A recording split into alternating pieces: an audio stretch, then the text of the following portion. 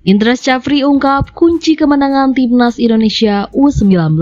Pelatih Timnas Indonesia U19 Indra Syafri membeberkan kunci kemenangan 1-0 anak asuhnya atas Timnas Malaysia U19 pada semifinal Piala AFF U19 di Stadion Gelora Bung Tomo, Surabaya, Sabtu 27 Juli 2024. Ia mengaku perubahan formasi menjadi alasannya. Indra Syafri menurunkan dua striker sejak awal, Jens Raven dan Arkan Kaka dalam formasi 3-5-2 atau 5-3-2. Formasi ini tak berjalan sesuai rencana. Sehingga pada babak kedua, Indra mengubahnya dengan memasukkan dua sayap cepat, Rizky Afrizal dan Arliansyah Abdul Manan untuk menggantikan Arkan Kaka dan Vigo Dennis. Perubahan ini berjalan sesuai rencana karena Indonesia menjadi lebih lancar dalam melancarkan serangan, yang akhirnya membuat Muhammad Alfarezi Buffon memecah kebuntuan pada menit ke-77. Kita lihat dari tim analisis kita, para pelatih ada celah yang bisa dimanfaatkan di mana kita di pinggir, kata Indra Syafri dilansir dari Antara. Pada babak pertama kita kalah orang dan setelah itu saya minta asisten pelatih menyiapkan dua winger masuk untuk merubah 3-5-2 menjadi 3-4-3. Menarik satu gelandang dan satu striker. Lanjutnya, alhamdulillah respon kami dari situasi tersebut berjalan sesuai rencana. Lanjutnya, kemenangan ini pun membuat Timnas Indonesia U19 lolos ke final dan akan melawan Thailand dalam perebutan juara pertama Piala AFF U19 2024.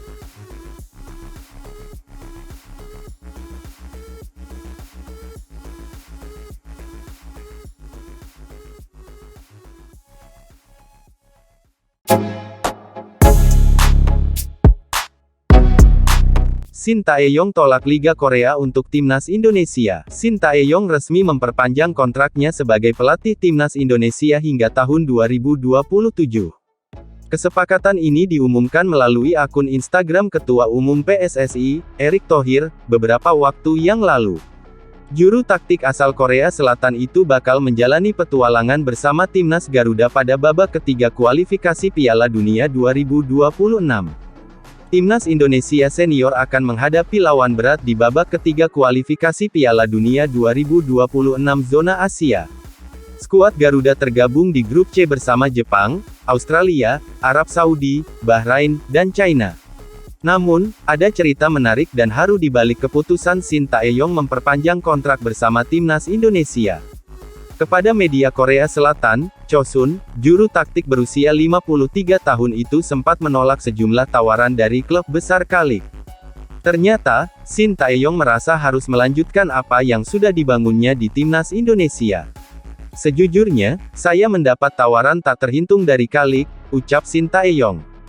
Hanya saja, mantan pemain Timnas Korsel itu merasa akan sayang sekali jika harus melepaskan tim yang sedang saya bangun di Indonesia. Menurut Shin Tae-yong, tidak mungkin jika dirinya pindah ke tim lain sedangkan Timnas Indonesia tak lama lagi bakal bertarung di kualifikasi Piala Dunia 2026. Kami baru saja lolos ke putaran ketiga kualifikasi Piala Dunia 2026. Jadi pindah ke tempat lain tidak masuk akal. Bisa dibilang, saya sudah dievaluasi oleh Timnas Indonesia. Saya pikir harus menghasilkan hasil pada suatu saat nanti, tegas Shin Tae-yong.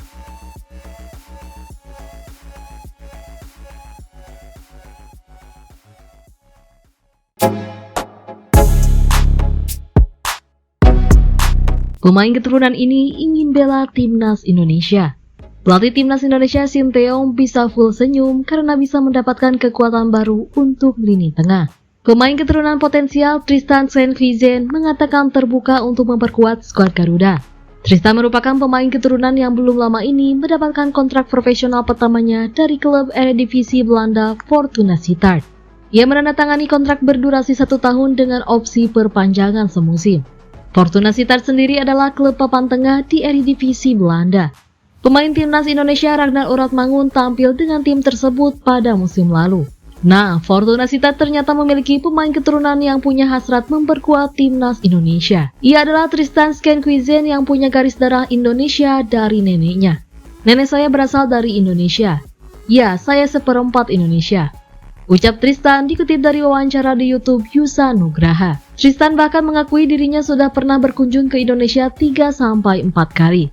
Terakhir ia datang ke tanah air pada tahun 2019 lalu. Pemain yang masih berusia 20 tahun ini mengatakan bahwa Indonesia punya budaya dengan orang ramah. Selain itu, makanannya juga enak-enak. Menariknya, Tristan Skenquizen ternyata terbuka untuk membela timnas Indonesia. Walaupun begitu, pemain yang baru dapat kontrak profesional dari Fortuna Sittard ini belum dihubungi pihak PSSI. Tidak, saya belum mendengar apa-apa dan saya juga belum kontak dengan mereka. Kita tunggu saja kalau mereka menghubungi saya, ujar Tristan. Saat ditanya lebih lanjut terkait peluang membela timnas Indonesia, Tristan tidak ragu dirinya bakal mengambil kesempatan tersebut jika nantinya ada tawaran dari federasi.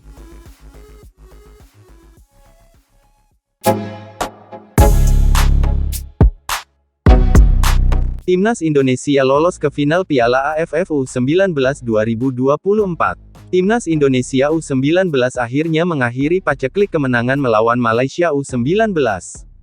Pada laga semifinal Piala AFF U19 2024 di Stadion Gelora Bung Tomo, GBT, Sabtu, tanggal 27 Juli tahun 2024 malam WIB, skuad Garuda Nusantara menang dengan skor tipis 1-0.